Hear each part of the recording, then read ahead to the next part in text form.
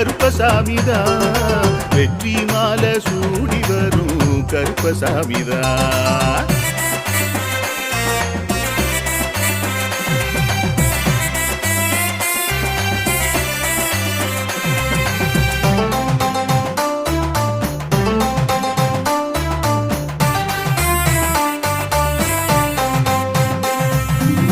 ராமரோட பரம்பரை தானே புளியரை கருப்பசாமி ஐயப்பசாமி சித்தரோட அருள் வாக்கு